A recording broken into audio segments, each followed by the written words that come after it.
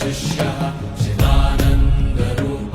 शिवोऽहं शिवोऽहं चिदानन्दरूप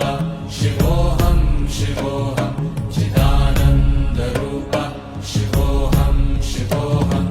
अहं निर्विकल्पो निराकाररूपो विभुत्वाच्च सर्वत्र सर्वेन्द्रियाणां न चासङ्गतं नैव मुक्तिर्न मेयः चिदानन्दरूप शिवोऽहं शिवोऽहं चिदानन्दरूप शिवोऽहं शिवोऽहं चिदानन्दरूप शिवोऽहं शिवोऽहं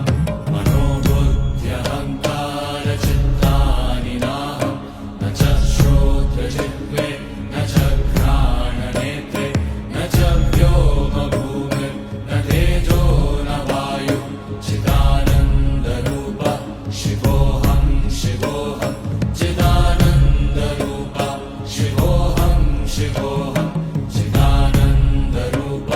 शिवोऽहं शिवोऽहं न च प्राणसंज्ञो न वै पञ्चवायुः न वा सप्तधातुर्न वा पञ्चकोशः न वा पाणिपादं न चोपस्थपायुः चिदानन्दरूप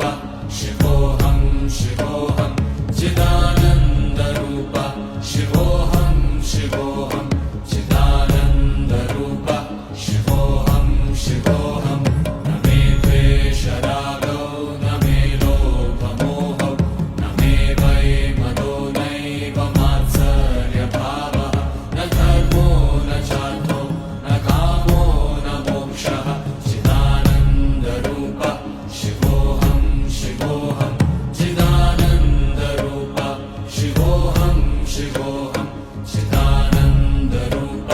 शिवोऽहं शिवोऽहं न पुण्यं न पापं न सौख्यं न दुःखं न मन्त्रो न तीर्थं न वेदा न यज्ञः अहं भोजनं नैव भोज्यं न भोक्ता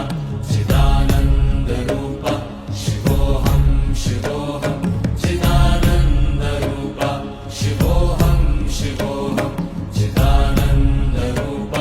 शिवोऽहं शिवोऽहं न मे मृत्युशङ्का न मे जातिभेदः पिता नैव मे नैव माता न जन्मः न बन्धुर्न मित्रं गुरुर्नैव शिष्यः चिदानन्दरूप